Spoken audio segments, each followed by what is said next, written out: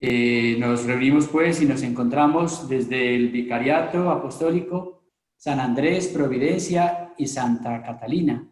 Nos reunimos para compartir en este tercer día de la Semana Bíblica, para dejar que la palabra de Dios siga iluminando y orientando nuestros pasos. Lámpara es tu palabra para mis pasos, luz en mi sendero.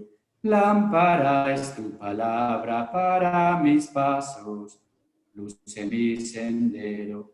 Luz, tu palabra es la luz.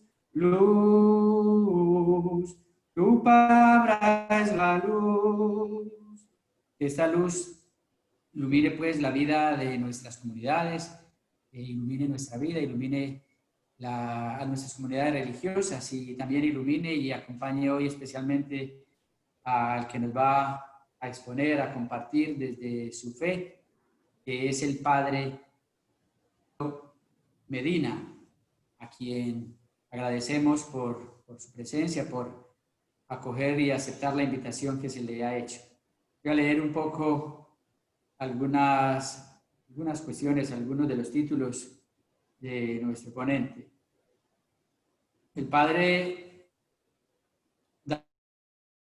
en Teología por la Pontificia Universidad Católica del Ecuador, magíster en Sagrada Escritura por el Pontificio Instituto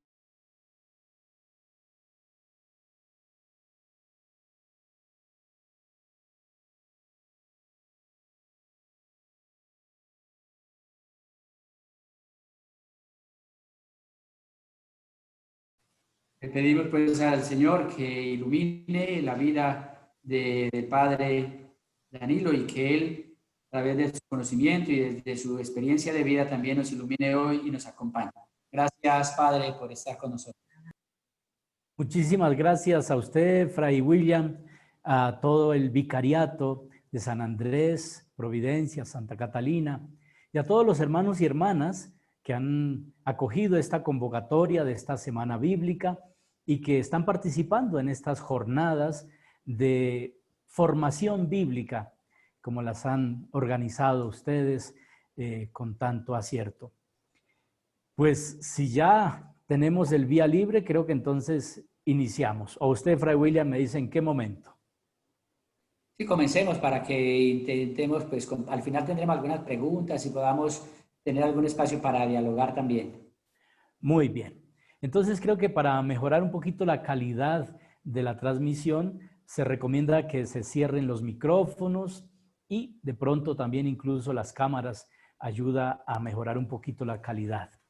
De todos modos, lo importante pues es ponernos ante todo en la escucha del Espíritu, que es el que ha inspirado la palabra de Dios, para que podamos no solo entender el mensaje, sino aplicarlo a nuestra propia vida y sobre todo en estas circunstancias actuales que estamos viviendo como familia humana.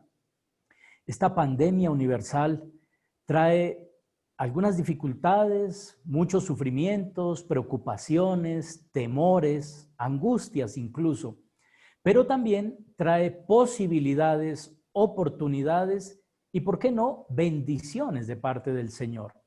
Como esta, de estar reunidos virtual, pero realmente también presentes en un encuentro con la palabra de Dios. Y me refiero a estas circunstancias porque justamente con mucha frecuencia ante realidades críticas como las que vivimos como humanidad, una de las primeras cosas que se va perdiendo es la esperanza, que es necesario reanimar, es necesario reavivar esa esperanza que nos debe motivar aún y sobre todo en medio de las dificultades y tribulaciones. Y para hablar de la esperanza, ¿quién mejor que San Pablo? San Pablo, de hecho, es el primero que en el Nuevo Testamento empieza a hablarnos de la esperanza cristiana. Claro, es el primero también que escribe libros para el Nuevo Testamento, con el cual se va formando, y desde el comienzo ya nos habla de la esperanza. Entonces, frente a esta realidad que estamos viviendo hoy por hoy, que trae consigo desánimos, angustias, preocupaciones y temores, lo que pretendemos ahora es adentrarnos, meternos un poquito de lleno en los escritos paulinos y rastrear un poco lo que él nos enseña acerca de la esperanza cristiana para que podamos renovarla ante estas circunstancias que vivimos. Además, porque al apóstol Pablo le tocó enfrentar situaciones en alguna medida similares a las que estamos viviendo hoy por hoy. Los cristianos a los que él les escribía a sus comunidades eran cristianos perseguidos, eran cristianos que incluso llegaban a temer por la propia vida frente a la persecución del imperio, y por lo tanto esas circunstancias que rodeaban a las comunidades paulinas eran también circunstancias de dificultad, de temor, de angustia, de miedo. Por eso puede ser muy útil indagar en la enseñanza paulina acerca de la esperanza para poder también nosotros hoy reanimar, reactualizar ese sentimiento precioso de la presencia de Dios en nuestras vidas que infunde esperanza, fortaleza y serenidad. Bueno, a partir de estas premisas, ahora sí démosle la palabra propiamente a San Pablo, que es quien nos va a guiar en nuestra reflexión de esta noche. La esperanza cristiana en la enseñanza paulina. Hablar de la esperanza en la enseñanza de San Pablo es hablar de algo más que de una simple actitud ante la vida o una especie de valor y buen ánimo que se cultiva en el corazón para sobrellevar las vicisitudes y tribulaciones que pueden presentarse en el camino. Es verdad que en los escritos del apóstol la esperanza se nos muestra como una virtud fundamental de la vida cristiana, pero no solo eso. Rastreando los textos paulinos que hacen mención de la esperanza, lo primero que encontramos es que la esperanza para los creyentes es una persona, es Cristo mismo. Así lo afirma expresamente el apóstol Pablo en el saludo inicial de su carta al fiel discípulo, amigo y colaborador Timoteo. En la primera carta, saludándolo, le dice: Pablo, apóstol de Cristo Jesús, por disposición de Dios nuestro Salvador y de Cristo Jesús nuestra esperanza. A partir entonces de esta identificación de la esperanza cristiana con Cristo mismo, podemos ahora sí entender mejor las demás características que el apóstol le atribuye a esta virtud. Y precisamente fue San Pablo quien en el ámbito cristiano empezó a hablar de aquella tríada de virtudes que la tradición de la Iglesia ha llamado virtudes teologales. ¿Y por qué se les llama teologales?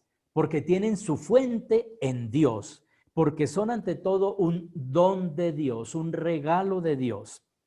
Llegan al corazón del ser humano, del creyente, como un don de parte del Creador.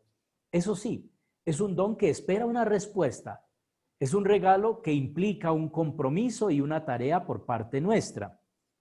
Desde su primer escrito, que a su vez inaugura y empieza a constituir el Nuevo Testamento, la carta a los tesalonicenses, la primera carta a los tesalonicenses, escrita más o menos hacia el año 50 de nuestra era cristiana, Pablo ya allí se refiere a las virtudes teologales, obviamente no con este nombre que la tradición teológica de la Iglesia le va a asignar con el tiempo, pero sí a la realidad misma de estas tres virtudes, mostrándolas en sus dos aspectos. El aspecto divino, y por eso la llamamos teologal, ya decíamos, porque tiene su origen, su fuente en Dios, son un don de Dios, pero también el aspecto humano, que es el del compromiso o la tarea que implica cada una de estas tres virtudes en el creyente. El apóstol, saludando también a los cristianos de Tesalónica en su primera carta, reconoce y evidencia el buen ritmo de vida cristiana que caracteriza a los hermanos de Tesalónica mediante una fe activa, una caridad laboriosa y una esperanza firme. Ahí me quiero detener brevemente para comentar. Es el versículo 3 del primer capítulo de la primera carta a los tesalonicenses. Menciona las tres virtudes, pero las menciona acompañadas de un adjetivo. Y precisamente eso quiero dejar bien claro, que el sustantivo, la virtud, es el don de Dios. El adjetivo, diríamos nosotros, es donde entra todo el compromiso humano del creyente. Dios nos da la fe, sí, pero nosotros debemos hacer que esa fe sea activa. Dios nos da la caridad, el amor, por supuesto, pero nosotros tenemos la tarea de hacer que esa caridad sea laboriosa.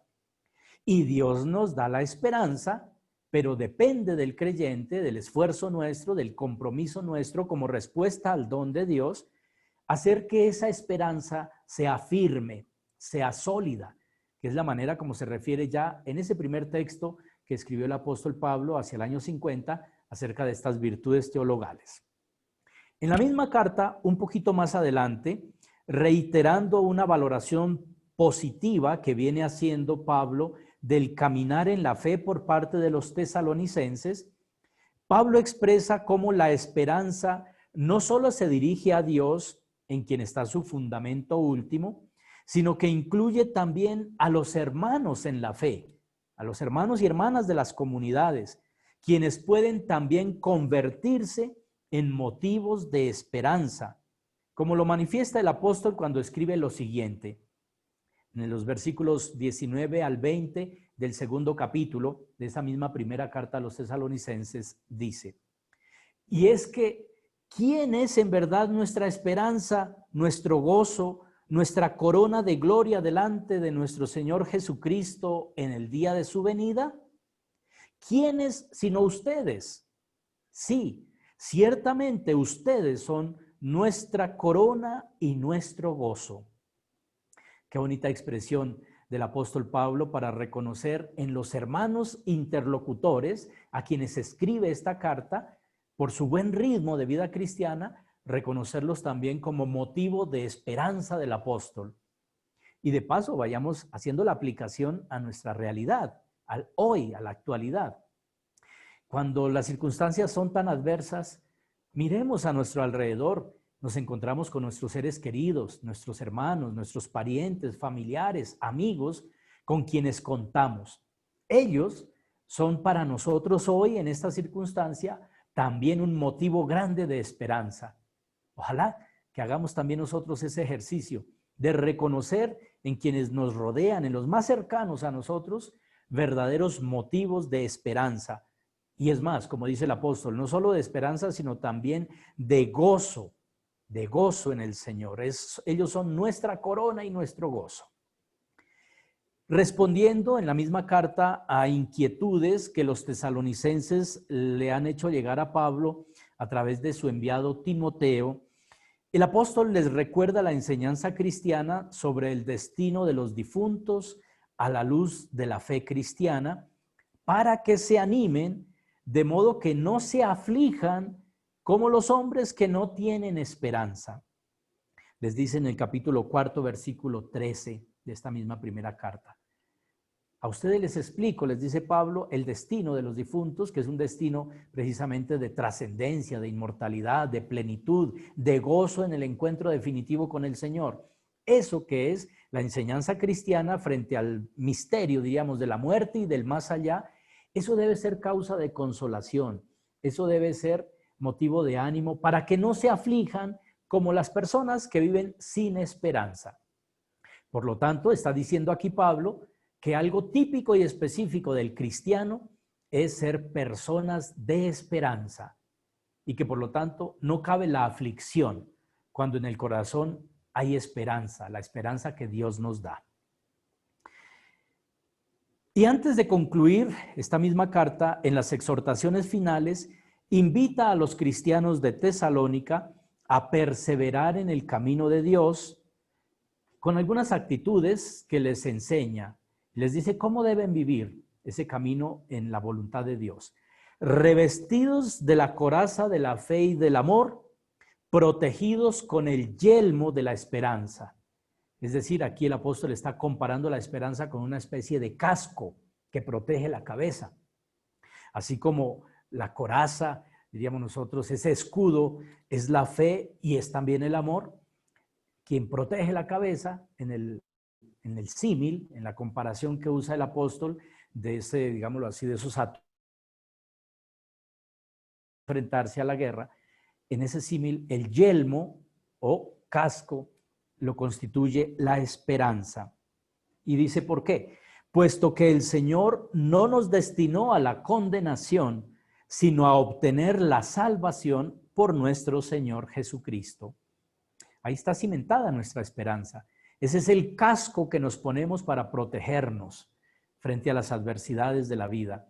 La certeza de que el Señor no nos llamó a la condenación, sino a la salvación en Cristo. Lo mismo le dirá de hecho también a su amigo y discípulo Timoteo. La voluntad de Dios es que todas las personas se salven y lleguen al conocimiento de la verdad. Ese es motivo de esperanza para nosotros. Nuestra vocación a la trascendencia, a la inmortalidad y a la salvación.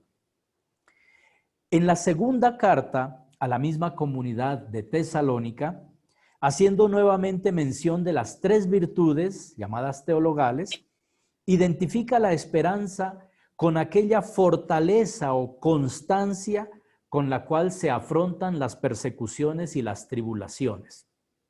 El versículo 5 del primer capítulo de la segunda carta a los tesalonicenses lo aclara. Allí menciona la fe y la caridad claramente, pero a la esperanza le da, diríamos, como una especie de sinónimo en la fortaleza, en la constancia para afrontar persecuciones y tribulaciones. Así vamos viendo cómo entiende el apóstol y cómo debemos entender también nosotros lo que es y lo que produce la esperanza en nosotros. En la conclusión del himno a la caridad del capítulo 13 de la primera carta a los Corintios, que a propósito era el que se proclamaba hoy en la liturgia de la iglesia, el himno del amor, el himno de la caridad del capítulo 13 de primera Corintios, también allí Pablo afirma que al presente subsisten la fe, la esperanza y la caridad. Dice, esas tres, pero eso sí, la mayor de todas ellas es la caridad. Y esto no va en detrimento de la esperanza, no, al contrario, porque esta sentencia paulina lo que nos está diciendo es que tanto la fe como la esperanza deben ser vividas a la luz del amor, a la luz de la caridad. Es decir, es el amor el que da sentido y valor tanto a la fe como a la esperanza cristianas. Pues al fin y al cabo, el amor, como dice el mismo himno, el mismo poema, todo lo cree, todo lo espera, todo lo tolera. Prácticamente están también allí en el trasfondo las virtudes teologales. Todo lo cree, la fe, todo lo espera, la esperanza, todo lo tolera, la caridad. El amor, que es el protagonista de ese precioso himno que hoy nos regaló la liturgia de la iglesia. Asimismo, en el contexto de las virtudes teologales, en la acción de gracias inicial de la carta a los Colosenses, el apóstol menciona la esperanza junto a la fe y el amor, pero especificando algunos elementos que enriquecen la comprensión del significado y alcance de esta virtud, pues no solo la proyecta a los bienes sobrenaturales del reinado de Dios en la plenitud de los tiempos, es decir, más allá de la historia, del tiempo, sino que también la identifica como parte fundamental del mensaje del evangelio cristiano que los interlocutores de Pablo han aprendido cuando un colaborador suyo, Epafras, les predicó la buena nueva de Jesús, porque no fue Pablo, fue Epafras quien anunció el evangelio cristiano a los colosenses. Y Pablo les escribe reconociendo eso, pero también a ellos les advierte sobre la importancia de estas tres virtudes. Y de hecho, esa fe de los colosenses también ya está dando frutos de santidad entre los creyentes. El canto del amor, te lo sabes. Ay, cómo está doblada. Sí, por ahí están haciéndole eco al canto al amor, entonces gracias por el eco, pero de pronto es mejor cerrar los micrófonos. Muchas gracias. Les escribe entonces Pablo a los colosenses lo siguiente, capítulo 1, versículos 4 al 6.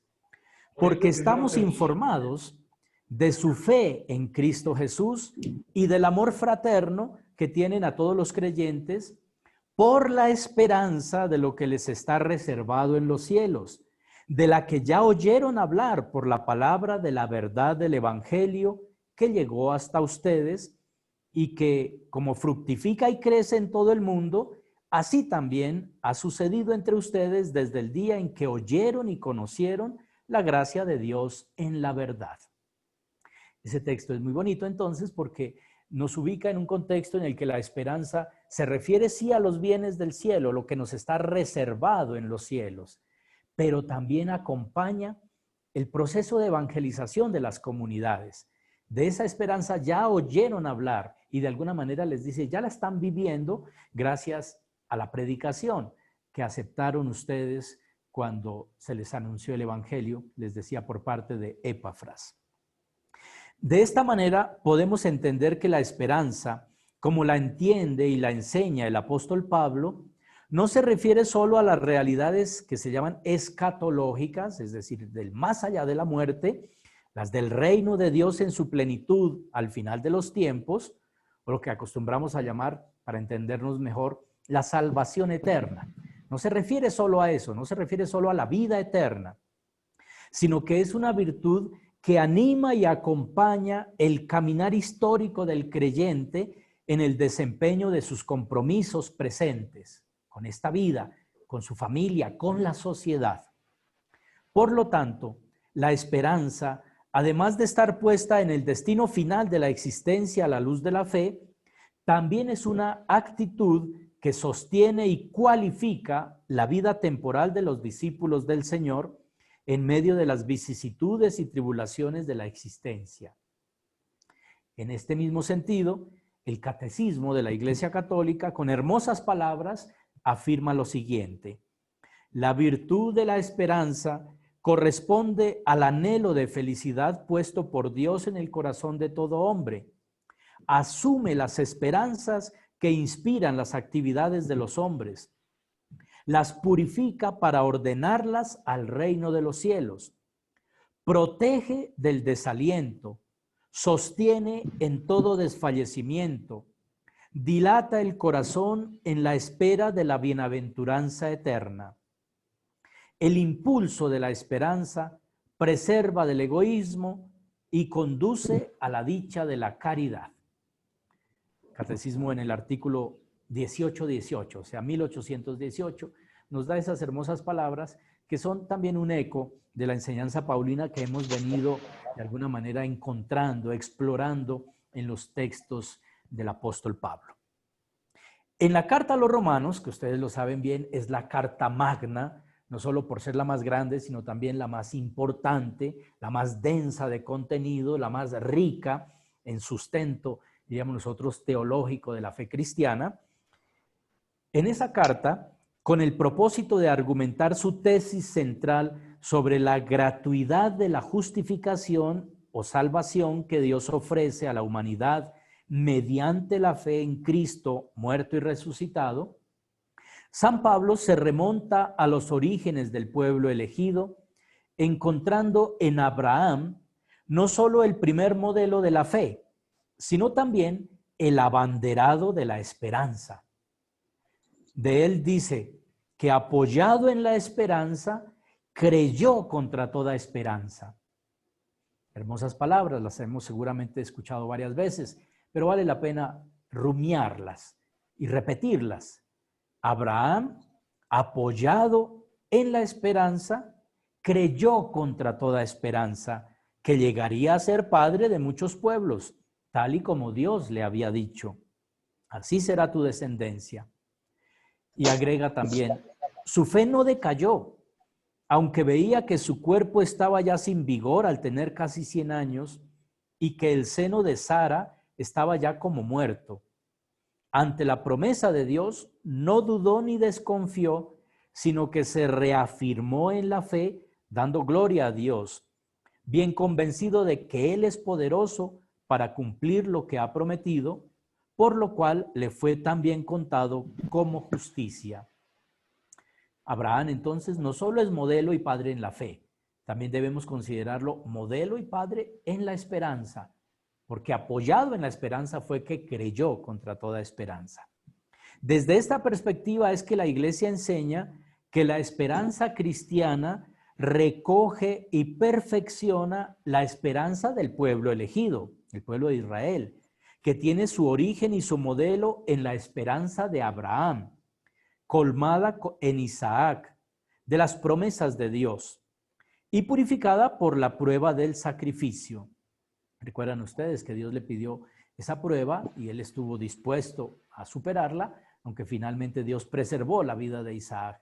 Pero Abraham, guiado por la fe y la esperanza, cuando le dice al muchacho, al preguntarle, bueno, ¿y la víctima para el sacrificio dónde está?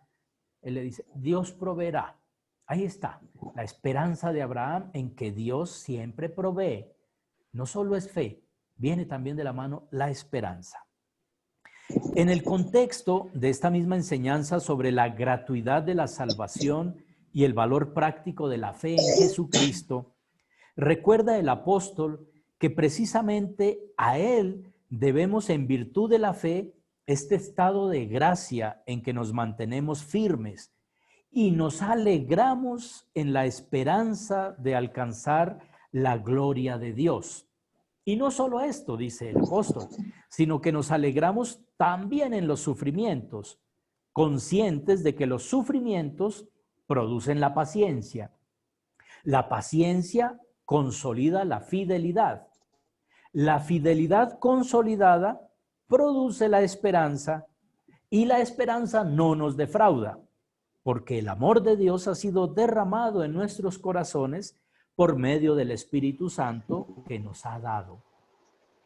Ahora bien, así como el pecado humano representó una esclavitud que perjudicó a toda la creación, también la esperanza cristiana es compartida por la creación entera bajo forma de un anhelo de liberación.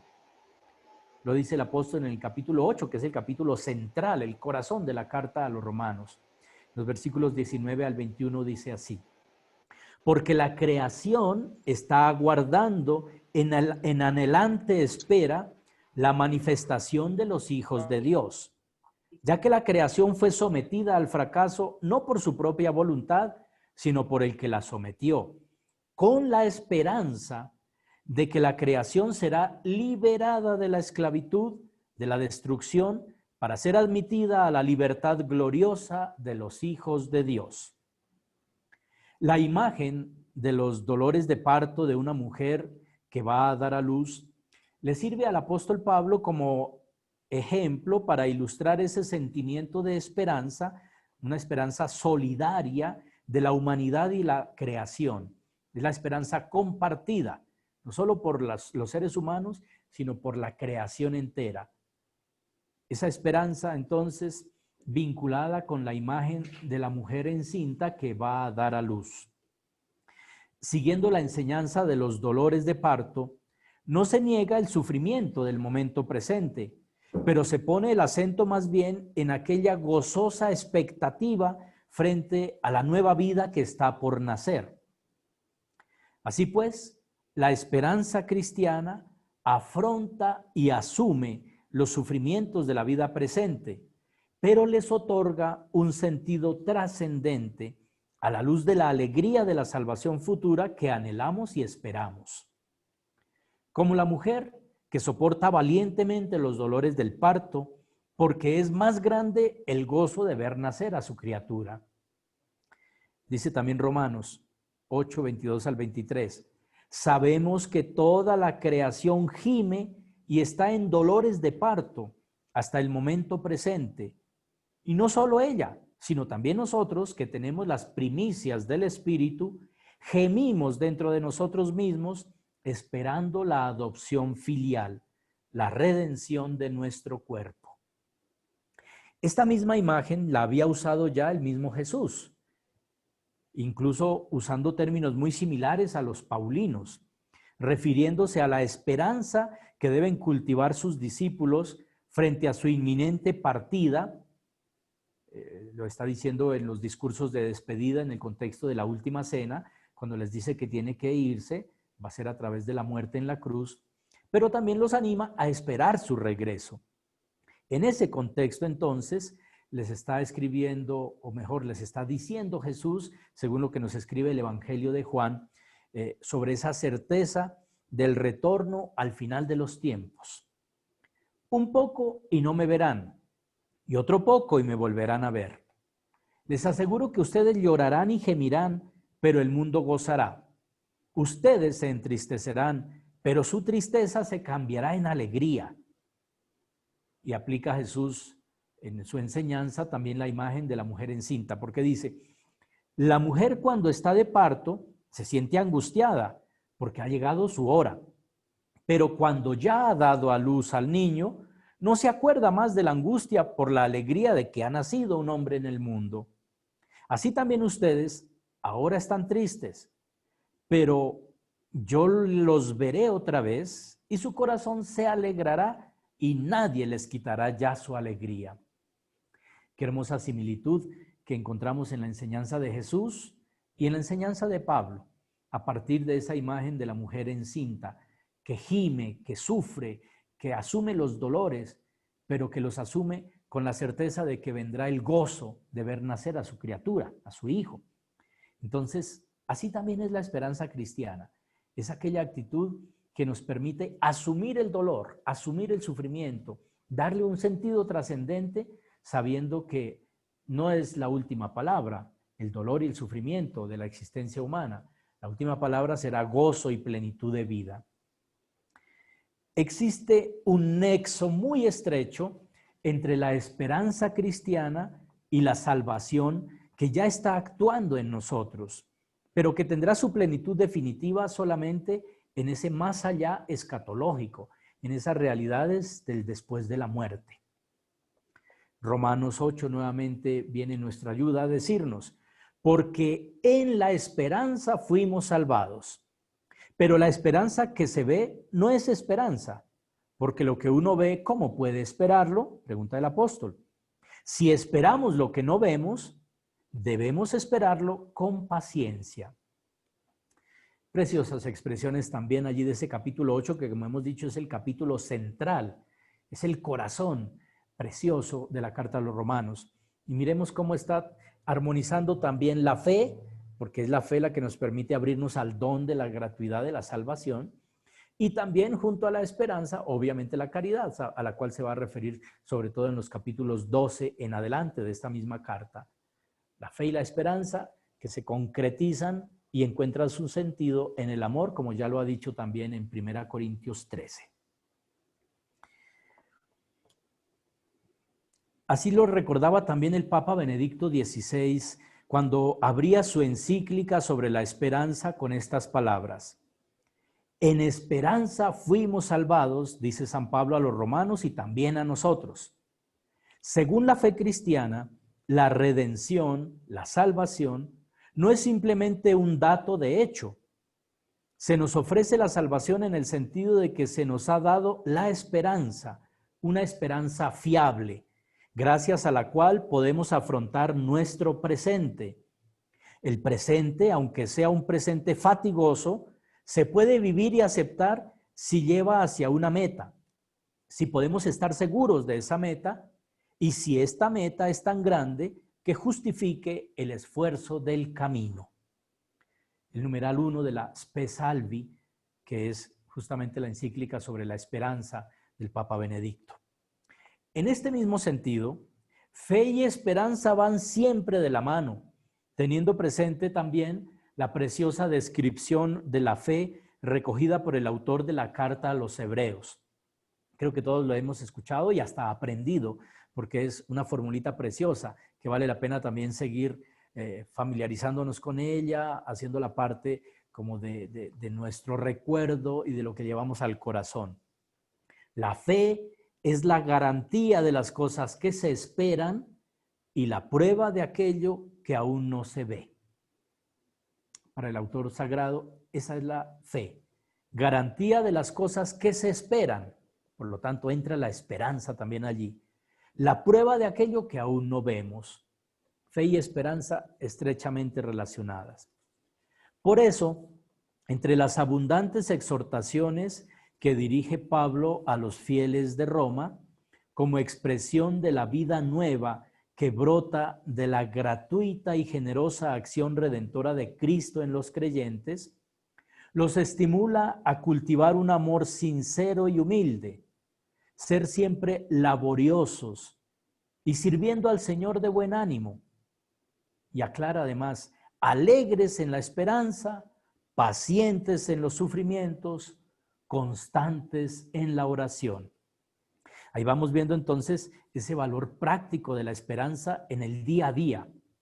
No es una teoría, no es una doctrina, es un modo de vivir. A partir de lo que decíamos al comienzo, es Cristo mismo. Y Cristo es nuestro modo de vivir, es nuestro modelo por excelencia. Y eso se vive en lo cotidiano y especialmente en las circunstancias como las actuales, de los temores, de las vacilaciones, de las angustias, de los miedos que provocan las crisis como la pandemia. Otra imagen utilizada tanto por Jesús como por Pablo para ilustrar el significado de la esperanza tiene que ver con el mundo agrícola, el mundo del campo, el mundo rural. El campesino se afana trabajando, labrando y preparando la tierra para sembrar la buena semilla, aguardando pacientemente para poder recoger luego la cosecha. Por allí en las parábolas del capítulo 13 de Mateo encontramos referencias a esa semilla que se siembra, al sembrador o el agricultor que también espera pacientemente que esa semilla germine y luego dará el fruto, la cosecha. Pablo se sirve también de esta imagen escribiendo a los Corintios en el contexto de una defensa de su vocación apostólica y de los derechos que tendría por ejercer ese ministerio apostólico. Les dice lo siguiente, 1 Corintios 9, 10 al 12, para los que tengan allí a la mano su Biblia, que puedan ir siguiendo también la reflexión. 1 Corintios 9, 10 al 12, les escribe, porque tanto el que labra la tierra como el que trilla el grano lo hacen con la esperanza de recibir parte de la cosecha. Si sembramos en ustedes bienes espirituales, ¿es mucho que recojamos bienes materiales? Si otros usan ese derecho con ustedes, ¿por qué y con más razón no podemos usarlo nosotros? Pero no hemos usado ese derecho y lo hemos soportado todo para no poner obstáculo alguno al Evangelio de Cristo. Entonces, otra imagen muy elocuente, la de la cosecha que se aguarda pacientemente una vez que se ha sembrado, que se ha labrado la tierra, que se ha de alguna manera protegido ese sembradío, que se ha hecho todo lo posible con el trabajo para garantizar que dé fruto. Pero hay que esperar con paciencia. Pero es una espera no pasiva, sino activa. El obrero, el trabajador, o en este caso el campesino, el agricultor, sí espera la cosecha, pero la espera trabajando. En el ámbito nuestro sabemos lo que es sembrar, por ejemplo, la papa, el maíz, que no se puede sembrar y dejar ahí tirada la siembra. Hay que estar limpiando, lo que se llama aporcar también en el ámbito de la siembra de la papa. Yo como soy boyacense, esa es mi cultura, por eso en ese ambiente me defiendo. A la papa entonces no solo se le siembra, sino que después también hay que aporcarla, hay que remover la tierra, hay que fumigar, hay que cuidar.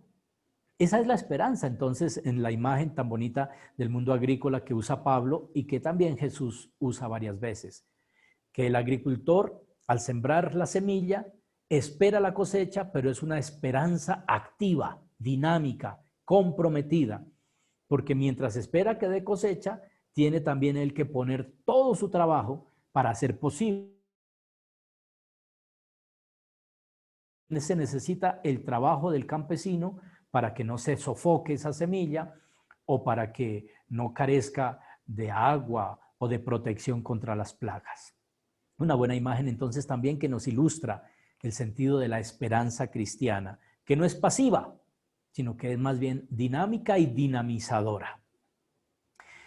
En este mismo contexto, escribiendo Pablo a Tito, lo invita a no dejar de exhortar a los hermanos cuya atención pastoral le ha sido encomendada, para que sean misericordiosos y lleven una vida sobria, justa y piadosa en el tiempo presente, pero aguardando la feliz esperanza y la manifestación gloriosa del gran Dios y Salvador nuestro Jesucristo, que se entregó a sí mismo por nosotros para redimirnos y hacer de nosotros un pueblo escogido, limpio de pecado y dispuesto a hacer siempre el bien. Esta es la carta a Tito, capítulo 2, versículos 13 al 14. Esta referencia paulina a la esperanza pone el acento en Cristo como razón de ser y motivo último de nuestra esperanza, pero a la vez establece nuevamente el equilibrio entre el compromiso cristiano con el presente histórico y la perspectiva esperanzadora de un futuro de salvación que trae consigo el Señor Jesús en su regreso glorioso, que en términos técnicos se le llama la parusía. Desde la clave de la consolación que Dios ofrece a los creyentes cuando deben afrontar circunstancias de persecución o tribulación, en el himno de acción de gracias al inicio de la segunda carta a los Corintios, el apóstol da testimonio de su esperanza no solo en Dios y en su poder de salvar y rescatar de la muerte, como él mismo lo pudo experimentar, sino también en la comunidad que comparte su misma suerte y destino. Les dice, tenemos en ustedes una esperanza firme, convencidos de que como participan en los sufrimientos, participarán también en el consuelo. Esta es de 2 Corintios 1, 7, capítulo 1, versículo 7. Una idea similar a la que habíamos encontrado también de cómo los tesalonicenses son motivo de esperanza para Pablo. También aquí a los corintios les dice, tenemos en ustedes una esperanza firme. Y poco más adelante, después de haberles confesado que tuvo que soportar momentos terribles de prueba, hasta el punto de haber visto cercana la muerte, apela nuevamente a la esperanza que tiene en aquel Dios que lo libró del peligro mortal y que confía que lo seguirá haciendo, gracias a las oraciones de los corintios a su favor. En la carta a los Efesios, a propósito de la situación que vivían los cristianos de aquella ciudad, antes de su conversión a Cristo, es decir, cuando todavía eran paganos, Pablo les recuerda que antes de adherir al Señor, ellos se encontraban ajenos a las alianzas, sin esperanza de la promesa y sin Dios en el mundo. Efesios 2:12. Pablo recuerda a los efesios cómo antes de su encuentro con Cristo no tenían en el mundo ni esperanza ni Dios. Naturalmente él sabía que habían tenido dioses, que habían tenido una religión, pero sus dioses se habían demostrado inciertos y de sus mitos contradictorios no surgía esperanza alguna. A pesar de los dioses, estaban sin Dios y por consiguiente se hallaban en un mundo oscuro ante un futuro sombrío. Este es un comentario que hace también el Papa Benedicto en la Spe Salvi, numeral 2, al texto de Efesios 2:12. La manera como Pablo se refiere a los efesios diciéndoles, ustedes antes de Cristo estaban sin esperanza y sin Dios. Tenían dioses, pero no tenían a Dios, al único y verdadero. Y como tenían solo ídolos, de los ídolos, decía el Papa Benedicto, de ahí no viene ninguna esperanza. La única esperanza cierta es la que viene del Dios vivo y verdadero. Pero al abrazar la fe, su situación ha cambiado radicalmente hasta el punto de llegar a ser, junto con los judíos, un único pueblo nuevo reconciliado con Dios, con ciudadanos de los santos y miembros de la familia de Dios. Es decir, que su nueva condición de creyentes les hizo partícipes de aquella esperanza de la promesa, que no es más el monopolio del pueblo de Israel, sino que ahora es patrimonio de la humanidad entera. Eso sí, en la medida en que se mantengan unidos a Cristo. Bien, este ha sido hasta ahora como el rastreo en los textos paulinos que refieren esta virtud de la esperanza. Vamos a ir sacando ya las conclusiones, entre otras cosas el tiempo ya se ha ido haciendo cada vez más breve. Saquemos algunas conclusiones de esto que ya hemos dicho, pero que podemos de alguna manera precisar y sobre todo tratar ya de aplicar también a la realidad que vive hoy la humanidad. Después del recorrido que hemos hecho por aquellos textos paulinos que se refieren a la esperanza, podemos extraer algunas conclusiones que permiten diseñar un breve perfil de esta virtud eminentemente cristiana. Y podríamos recordar lo primero que dijimos, que antes que ser una virtud, la verdadera esperanza de los creyentes es Cristo mismo. Cristo es nuestra esperanza. Y a partir de esta certeza, se puede también comprender que estamos ante una de las virtudes fundamentales de la identidad cristiana, en la medida en que es una de las 3 virtudes teologales, que como hemos dicho, son llamadas así porque tienen su fuente misma en Dios, pero reclaman también el aporte y el compromiso humano del creyente. En este sentido, está sostenida por la fe. La esperanza está sostenida por la fe, con la cual en algunos casos llega casi a identificarse, o al menos a estar en muy estrecha relación. Y recibe su sentido último y razón de ser del amor o caridad. Una esperanza carente de fe y de amor no sería la esperanza cristiana. Esto es importante. La esperanza se sustenta en la fe y encuentra pleno sentido a la luz del amor. Ahí están las 3 virtudes, la vida teologal que da sentido e identidad a la vida cristiana. Esta virtud de la esperanza establece un equilibrio entre el presente histórico y el futuro escatológico. Es decir, que a la vez que nos proyecta a un destino futuro de salvación y vida eterna, también nos anima y nos sostiene en medio de las circunstancias que debemos afrontar en nuestra realidad actual, acompañando y motivando nuestro compromiso creyente con la justicia, la paz, la fraternidad y demás valores cristianos que permiten condiciones favorables a la creación de un mundo nuevo y mejor. Eso es según el designio de Dios. La esperanza se manifiesta en perseverancia, firmeza y constancia en medio de las tribulaciones y adversidades que la existencia humana debe soportar en este mundo. En este sentido, la esperanza permite enfrentar el drama del dolor y del sufrimiento, dándole un sentido trascendente y motivando la alegría en medio de las pruebas. Los textos paulinos y bíblicos en general establecen una conexión muy importante también entre la esperanza y la alegría. De hecho, podríamos decir, la esperanza cristiana es una esperanza gozosa, es una esperanza dichosa, es una esperanza feliz, la feliz esperanza. Aunque sea específicamente cristiana y humana, en la enseñanza de San Pablo, la esperanza adquiere dimensiones cósmicas y universales, pues la creación entera, recordábamos, participa en esta anhelante espera de la redención definitiva en Cristo. Esta convicción viene de la mano con la certeza de que la esperanza en las promesas de Dios no es monopolio exclusivo de un pueblo, por elegido que sea y que se considere, sino que es más bien patrimonio de toda la humanidad. Pues ya no existe más que un único pueblo nuevo gracias a la acción liberadora y redentora de Jesucristo. En definitiva, solo, voy a citar las palabras del Papa Benedicto, en Spe Salvi, numeral 35, solo la gran esperanza, certeza de que a pesar de todas las frustraciones, mi vida personal y la historia en su conjunto están custodiadas por el poder indestructible del amor y que gracias al cual tienen para él sentido e importancia, solo una esperanza así puede en ese caso dar todavía ánimo para actuar y continuar. Ciertamente, no podemos construir el reino de Dios con nuestras fuerzas. Lo que construimos es siempre reino del hombre con todos los límites propios de la naturaleza humana.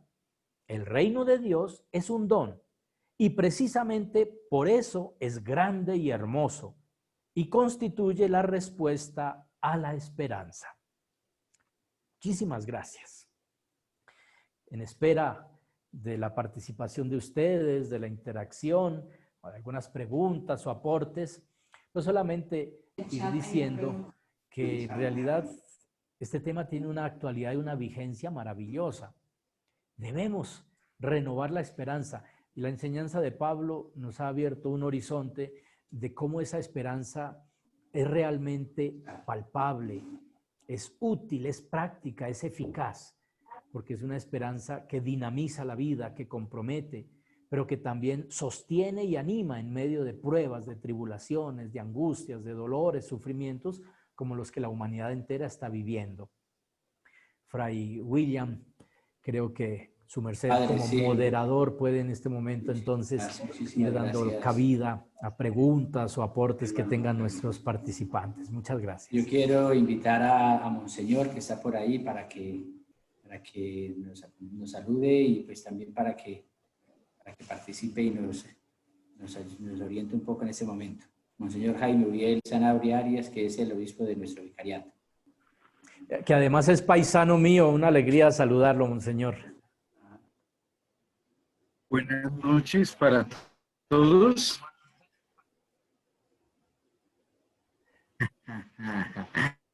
Eso iba a decir el paisano muy amable. Espero me estén escuchando porque la señal no es muy buena en este momento. Muchas gracias, Padre Danilo. Qué alegría poderlo escuchar y compartir en este momento. Bueno. Muchas gracias, Monseñor.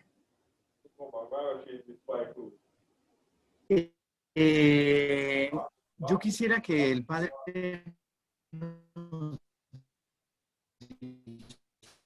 dijera una palabrita, además de la Virgen María como mujer de esperanza.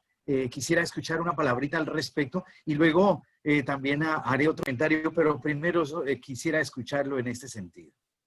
Sí, claro que sí, Monseñor, y muchísimas gracias por la oportunidad. De hecho, incluso tengo también preparado un tema sobre esto. No sé si me han escuchado. Sí habíamos escuchado, pues con algunas interrupciones, pero la idea se captó. Decir una palabrita sobre María como mujer de esperanza. Y yo vincularía este tema con las virtudes teologales. De hecho, también hemos, como digo, trabajado un poquito este tema. María como modelo de fe, de esperanza y de caridad. La fe, creo que es bastante obvio. De hecho, así se le saludó, ¿no? Dichosa tú que has creído. Tanto en las palabras del ángel como en las palabras de Isabel, en el momento de la visitación, sobresale esa fe de María, por haber creído que se cumpliría en ella lo que el Señor le había prometido, lo que el Señor le había dicho. La esperanza, creo que también de alguna manera es la que ella personifica, la esperanza de todo un pueblo y de toda una humanidad. Es más, la misma imagen de María encinta, un poco siguiendo la imagen que mencionábamos también de la mujer que va a dar a luz, la mujer encinta ya en sí misma es modelo de esperanza. De hecho, nosotros decimos, ella está esperando, una mujer que está esperando. Es la personificación, María Santísima, de toda una humanidad que aguarda el nacimiento del Mesías, del Salvador, y que no solo espera pasivamente, sino que, como decíamos, dado que la esperanza es activa y dinamizada y dinamizadora, ella participa también. Por eso dice sí al ángel, se dispone a hacer la voluntad de Dios para que la esperanza se haga realidad. Entonces, es fundamentalmente también una mujer de esperanza. Y a propósito de eso, los últimos numerales de las Spe Salvi del Papa Benedicto XVI precisamente nos presentan también allí a María como mujer de la esperanza cristiana. Es precioso el modo como allí el Papa Benedicto nos presenta a la Santísima Virgen María desde esta clave de la esperanza. En ella todas las esperanzas, anhelos y promesas llegan a su cumplimiento. Por eso, por ejemplo, el cántico, el Magnificat, diríamos nosotros, también es un cántico que exalta eso, exalta el valor práctico de la esperanza que se cumple, la fidelidad de Dios que realiza las expectativas, los anhelos y esperanzas de la humanidad entera a través del pueblo elegido. Y la caridad, pues es obvio en María, pero uno de los elementos, digámoslo así, que nos pueden apoyar esta idea, pues es el episodio mismo de la visitación. Ella, ya esperando a su hijo, ya digamos con Jesús en su seno, va prontamente, como lo dice Lucas, de inmediato se levantó y fue presurosa a servir a su prima Isabel. Es un modelo de la caridad, del servicio, de la solidaridad. Por lo tanto, yo creo que la Virgen en ese sentido es verdadero y perfecto modelo de virtudes teologales, de fe, de esperanza y de caridad. Pero el tema da para toda una charlita más, monseñor, y con gusto asumiría el desafío porque es un tema precioso. Muchas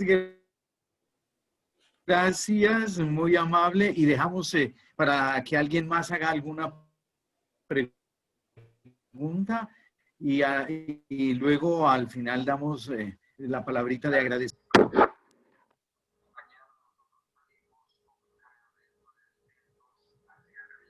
Si alguno de los participantes, alguien quiere hacer alguna pregunta, pues lo podemos hacer.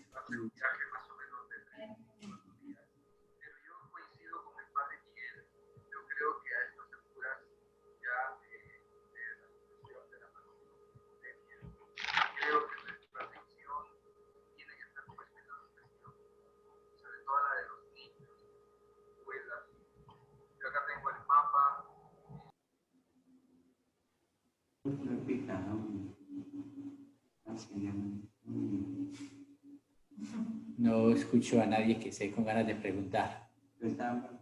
O sí, pero no se escuchaba. Sí, parecía un aporte por allí, un comentario, pero tampoco no era muy clara la señal, lastimosamente.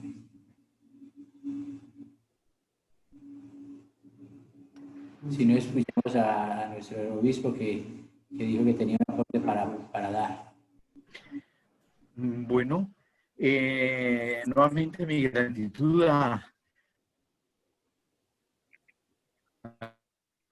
padre Danilo.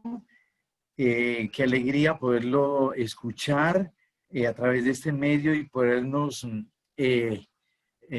alimentar de la palabra de Dios. Me parece que ha sido un elemento muy valioso. Y solamente quería, pues, hacer eco a algo que el padre decía, el valor práctico de la esperanza cristiana en el día a día. Eso es fundamental, de no ver la esperanza como una virtud para finales o cosas, no, sino como algo que es de utilidad y de uso cotidiano, el valor práctico de la esperanza. Hoy más que nunca necesitamos eso. Alguna vez estábamos en un encuentro también hablando de todo este tema y de la esperanza y de la paciencia cristiana y todo lo demás.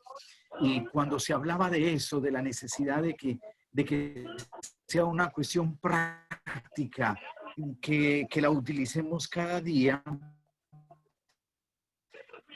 Bueno, se habló de todo eso y al final una señora del campo absoluta y su oración fue la siguiente: Señor, no me des más paciencia porque me perjudicas.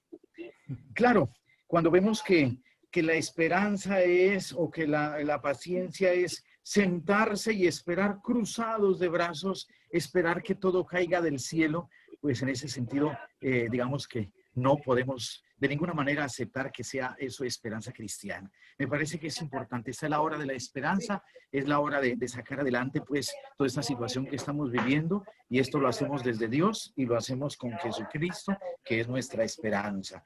Entonces, pues muchas gracias nuevamente al padre Danilo, muchas gracias al padre William, muchas gracias a toda la comunidad de los capuchinos, porque con ellos nos han permitido pues todo este enriquecimiento. Y un saludo muy cariñoso para todos los participantes.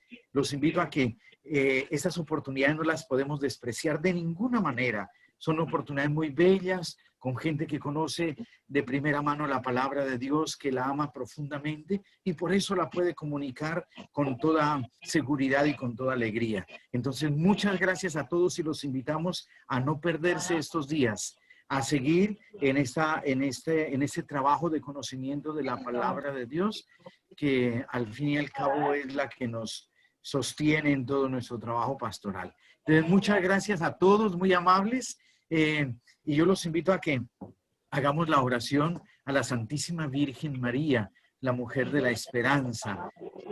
Hagamos esa oración que yo sé que la mayoría la conocen. Bajo tu amparo nos acogemos, Santa Madre de Dios. No desprecie las oraciones que te dirigimos en nuestra necesidad. Antes bien, líbranos de todo mal, oh Virgen gloriosa y bendita. Amén. Amén. Mañana es el cuarto día de esta semana de los encuentros. Pues hoy hemos tenido la dicha de estar acompañados por nuestro padre Danilo Medina, ya decíamos que es el provincial de los Paulinos. Agradecemos toda su sabiduría, su enseñanza, agradecemos el tiempo y sobre todo lo que nos ha podido compartir en este espacio, en esta noche. Como yo le decía nuestro obispo, estos momentos son gratificantes y nos ayudan a todos a seguir madurando y creciendo en nuestro encuentro con la palabra y en nuestra propia fe. Gracias, Padre. Con muchísimo gusto, Fray William. Muchísimas gracias también a Monseñor, que de verdad es un gusto haberlo podido saludar, así sea por estos medios virtuales. Mañana. Señora Marta Aguas está levantando la mano, no sé si tiene algún tipo de pregunta. No, darle gracias por esas enseñanzas que nos vamos a poner en práctica aquí en San Andrés Isla. Gracias, Martina. Con todo gusto. El próximo encuentro, que es mañana, nos acompaña nuestro hermano Próspero Arciniegas. Mañana, dentro de la familia franciscana, tenemos una fiesta que es la fiesta de las llagas de San Francisco de Asís. El tema es la espiritualidad del encuentro.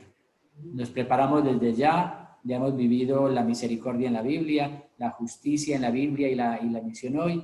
Hoy hemos vivido esta experiencia de la esperanza desde el pensamiento paulino, desde el pensamiento cristiano, la esperanza unida con la fe y con el amor.